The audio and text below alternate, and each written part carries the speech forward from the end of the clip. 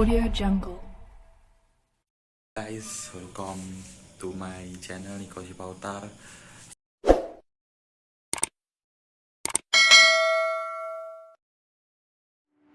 Hello guys, kembali lagi di channel Niko Sipautar. So, di video kali ini saya akan membahas tentang konsep resolusi pada remote sensing. So, mari kita simak ya guys. Let's go. Nah, konsep resolusi remote sensing terbagi menjadi 4, yaitu resolusi spasial, resolusi radiometrik, resolusi spektral, dan resolusi temporal. Yang pertama, resolusi spasial. Dalam penginderaan jauh, resolusi spasial berarti ukuran terkecil objek yang dapat direkam oleh suatu sistem sensor, sehingga menunjukkan kerincian informasi yang dapat disajikan oleh suatu sistem sensor. Objek terkecil ini disajikan dalam sebuah piksel. Resolusi spasial menunjukkan tingkat kehalusan gambar. Nah, berdasarkan gambar ini, semakin kecil ukuran piksel, maka semakin tinggi resolusi spasial. Tingginya resolusi spasial maka akan menyebabkan makin halus gambar yang dihasilkan, dan semakin kecil ukuran yang diwakili tiap pikselnya. Nah, ketika resolusi spasial ini dihubungkan dengan skala, maka semakin halus resolusi spasialnya, maka semakin besar skala efektif yang dihasilkan atau yang ditampilkan.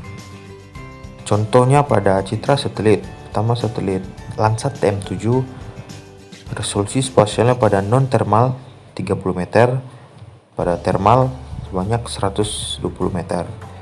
Satelit Spot, resolusi spasial pada multispektralnya 10 meter dan pada pankromatiknya 2,5 meter.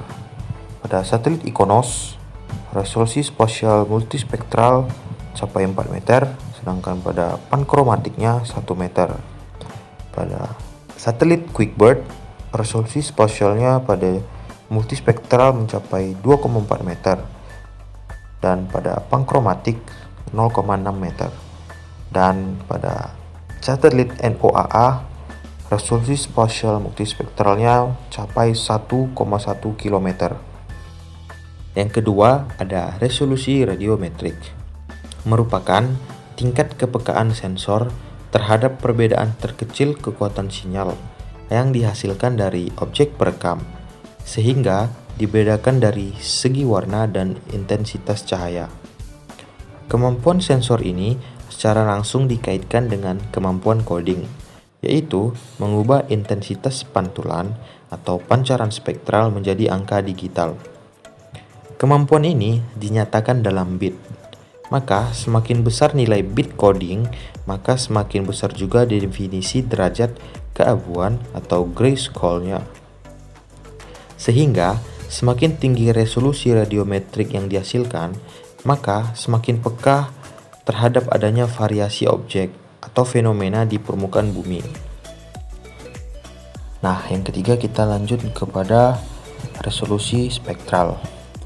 Resolusi spektral merupakan kerincian panjang gelombang elektromagnetik yang digunakan dalam perekaman objek pada sensor. Semakin tinggi resolusi spektralnya, maka semakin lengkap ketersediaan panjang gelombangnya dalam sekali merekam. Nah, meningkatnya resolusi spektral ini diakibatkan oleh semakin sempitnya lebar spektrum tiap band dan semakin banyaknya band. Nah, semakin banyak band dan sempitnya saluran, maka semakin tinggi pula kemampuan resolusi ini untuk mengenali objek berdasarkan respon spektralnya. Nah, contohnya pada citra satelit, yaitu satelit Landsat TM7, resolusi spektralnya 9 saluran. Pada satelit Spot, resolusi spektralnya 4 saluran. Pada satelit Ikonos, resolusi spektralnya 4 saluran. Pada satelit QuickBird, resolusi spektralnya sebanyak 5 saluran. Dan yang terakhir, pada satelit NOAA, resolusi spektralnya sebanyak 4 saluran. Nah, konsep resolusi yang terakhir adalah resolusi temporal. Resolusi temporal merupakan kemampuan suatu sistem untuk merekam ulang daerah yang sama dalam satuan waktu, dapat berupa jam ataupun hari. Semakin tinggi resolusi temporal, maka akan semakin menunjang kepentingan untuk monitoring. Besarnya resolusi temporal tergantung dari sistem orbit dan daerah jangkauan perekaman. Nah, contohnya pada citra satelit Landsat TM7, resolusi temporalnya sebanyak 16 hari. Pada satelit Spot, resolusi temporalnya 26 hari. Pada satelit Ikonos, resolusi temporalnya bisa mencapai lebih atau kurang 3 hari. Pada satelit QuickBird, resolusi temporalnya bisa mencapai 1, bahkan bisa 3,5 hari. Dan pada satelit NOAA, resolusi temporalnya hanya 24 jam saja. Oke guys, sekian video dari aku. Thanks for watching. Jangan lupa comment, like, and subscribe. And see you in the next video. Ciao.